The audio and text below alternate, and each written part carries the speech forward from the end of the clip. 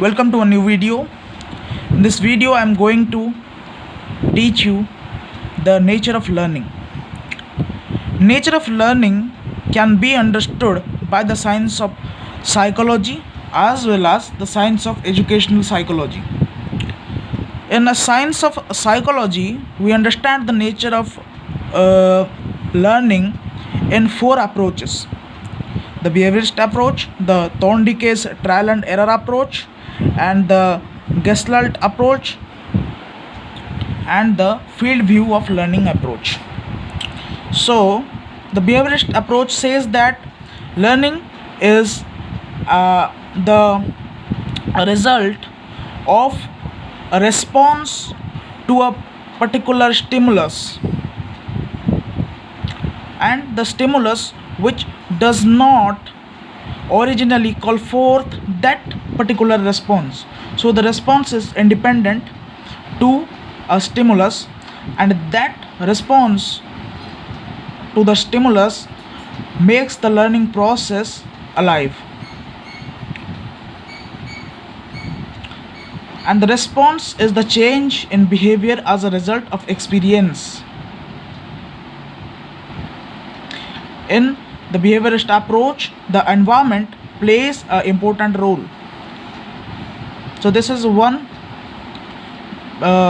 approach to understand the science and the nature of learning according to the science of psychology. Second approach is Thorndike's trial and error approach.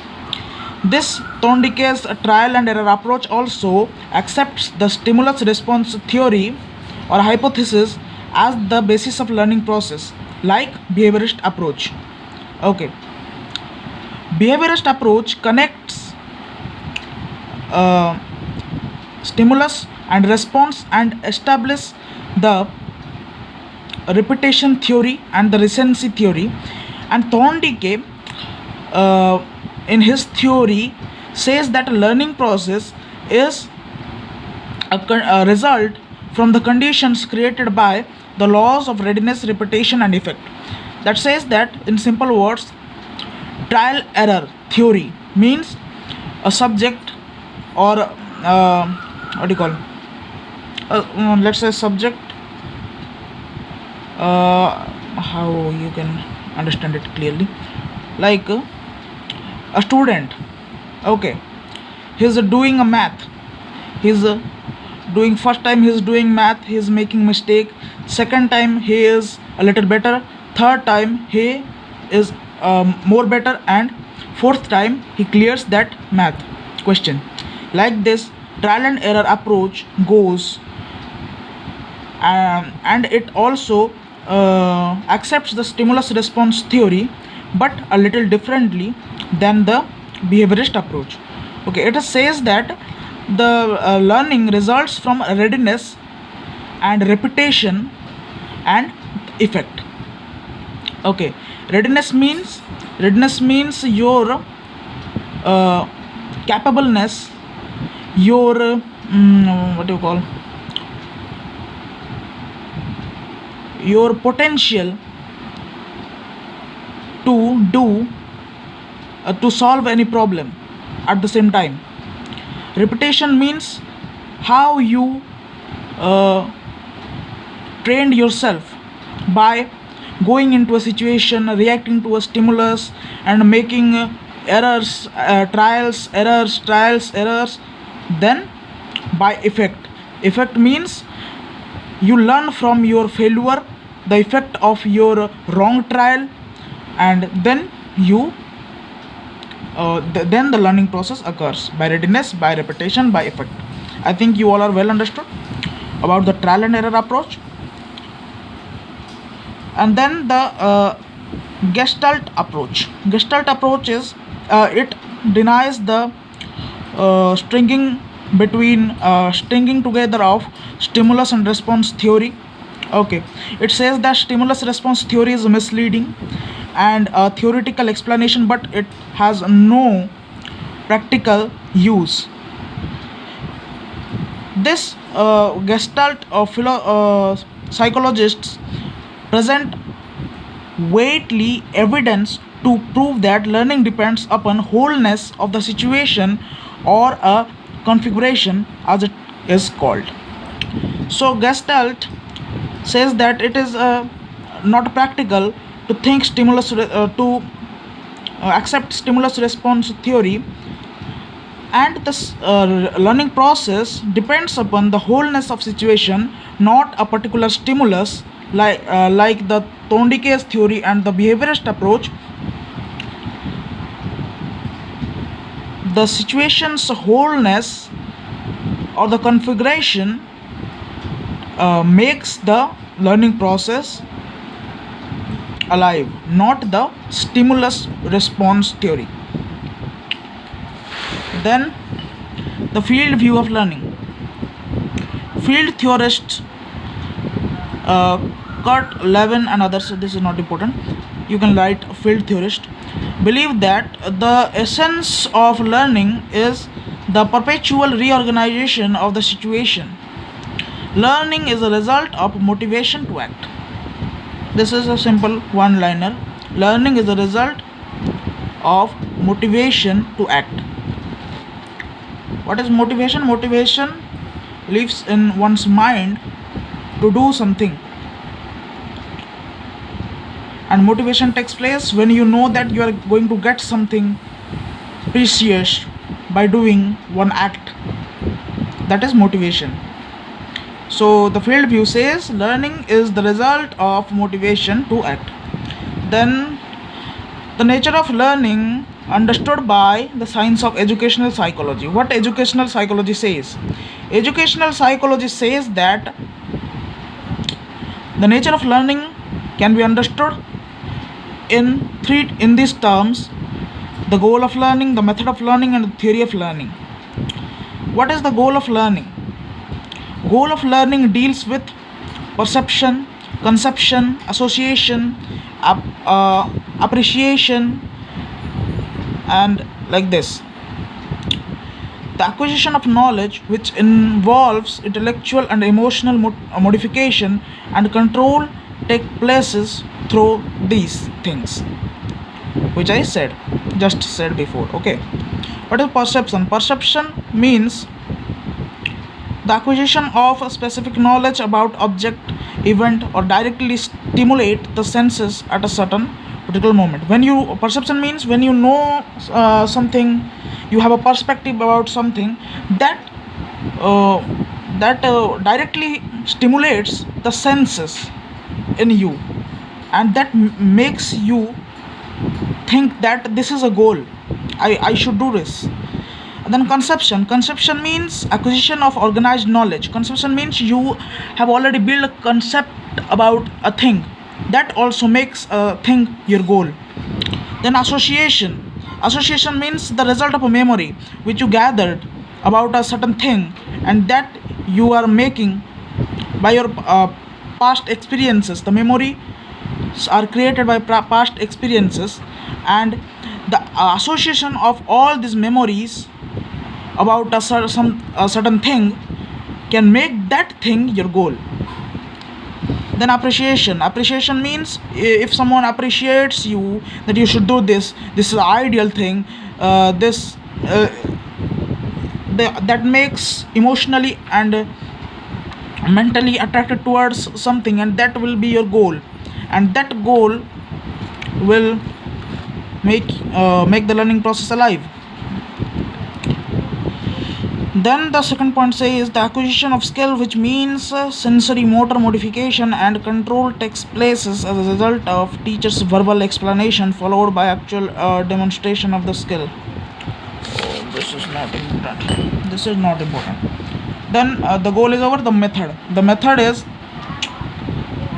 learning is characterized by its modes, types such as imitation, trial and error, observation, insight, and so on.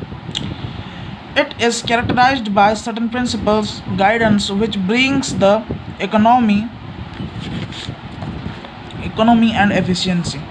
Brings in economy and how to study, how to retain, how to spaced, unspaced repetition. Then whole and part method, like this. These are the methods of learning. Okay. And the theory of learning. Method of learning is also important. The goal of learning is important. The theory is also important. What is the theory? The psychologists are concerned with the neural basis of learning and the laws of its operation. The theories of Watson, Thorndike, and Gestaltist. Oh, pronunciation problem. Gestaltist. You can say Gestalt. Okay, this is not important. Okay. The field theorists provide more description on the methodology than adequate explanation. Of course, by implication, the natural and a functioning of the nature and functioning of the nervous system is provided to some extent. So the theory of learning says basically is the theory how learning takes place. In this theory of learning, the thinkers like Thorndike, Gestalt, and Watson, they have some importance. Okay. So in the view of the science of educational psychology, the goal of learning, the method of learning, the theory of learning is important to know what is the nature of learning. Okay. Then the types of learning: skill learning, perceptual learning, conceptual learning, associative learning, and attitudinal learning. So this comes under the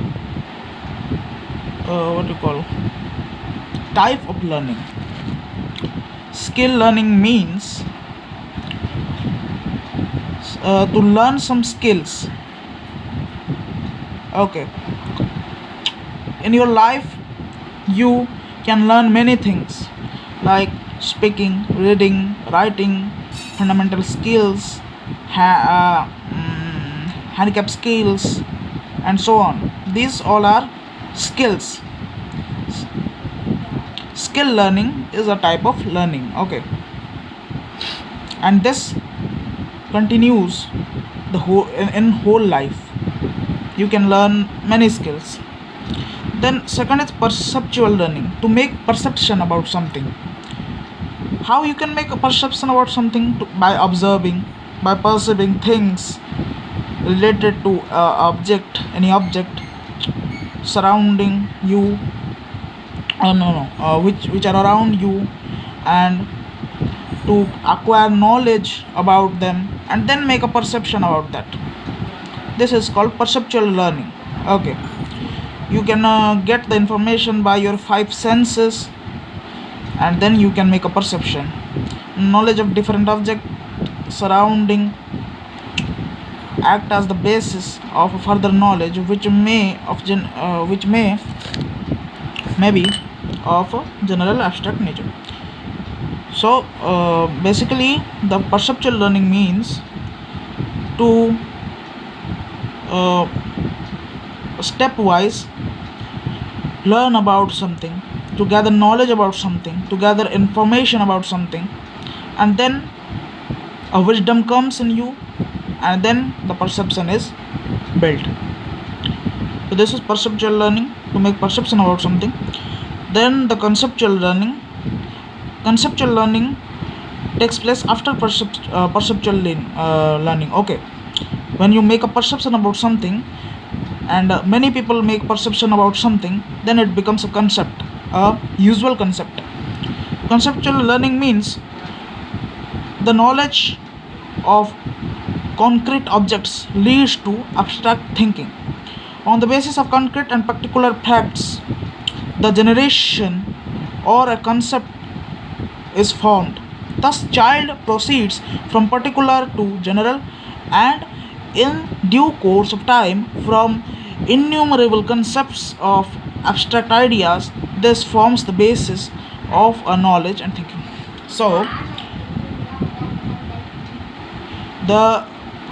when one have a perception about something, and the perception becomes concrete, okay, about something, and a generation of a people have that perception, then it becomes a concept. Then when a child is born, it proceeds from perceptive knowledge, particular knowledge, then it goes to the conceptual learning, okay. Then associative learning means to associate certain things with each other and to know about their relativeness, like this, okay. When I'm giving an example, like fish and a pond, relation between a fish and pond. When you learn about fish, you will also learn about the pond because they are interrelated. Like this, the learning process occurs, the associative learning process occurs, okay. New facts gets associated with other acquired facts, and then rise of new knowledge takes place. Thus, knowledge of individual grows by associating new knowledges with old knowledges, and like this, the associative learning goes on. Okay, it also goes on in the whole life. Okay. Then attitude. This is not important. The attitudinal knowledge. It is not important. General characteristics of learning. Learning is a progressive change in behavior. Learning is a progressive change in behavior. What is a behavior? Behavior is your response towards a certain situation, a certain stimulus, a certain action, certain people. Your response is called behavior, and this response changes by the time goes, and your perception changes, then your behavior changes, you gain additional knowledge, you gain associative knowledge, and then your perception changes towards certain things. Then the behavior also changes, and that change of behavior is called learning. Learning is a progressive change in behavior. The individual reacts to a situation. This sets in a cycle of experiences. Experiences modify behavior, and modification are not sudden, they are progressive. Like this. What I said your perception changes. How perception changes? Your experiences changes, then your perception changes, then your behavior changes, and thus this changing of behavior, this progressive changing of behavior is learning. Simple. Okay. Then second is learning is adjustment. Adjustment also is there. When you gain a knowledge about something, and your old knowledge and the new knowledge mixes, and you make adjustments what you perceived before. If they were wrong, then the new perception takes that place, and like this adjustment and settlement continues, and that is learning. Okay. When you adjust to some certain situation, that is also adjustment with your surrounding. Learning involves adjustment of individual to his environment. Okay. The individual must learn to adjust himself to the changes that take place around him. Third is learning is growth. Learning is growth because by gaining knowledge, by gaining information, you grow. How you grow? You gain your wisdom. Learning must result in growth of the child. An immature child is developed into mature person through the process of learning. For learning is organizing experiences. This is like this adjustment, organizing, adjustment. After adjustment, you organize things. How your perception changes, and with the changed perception, you organize them in a row, and that a new perception takes place. This is the organizing of experience. Then learning is continuous. Learning is continuous. Sixth is learning is purposeful. Okay, learning is purposeful. How? When you learn something about what you call the nature, the environment. When you learn about the environment, what is the purpose of learning that? You know your environment. You can know how to conserve the environment, how to what do you call help, how to solve the problems related to environment. Like this, these are the purposes of learning about something. Like this, learning is purposeful. Seventh is learning is a need based. Need based. If there is no need, man will not learn anything. Okay.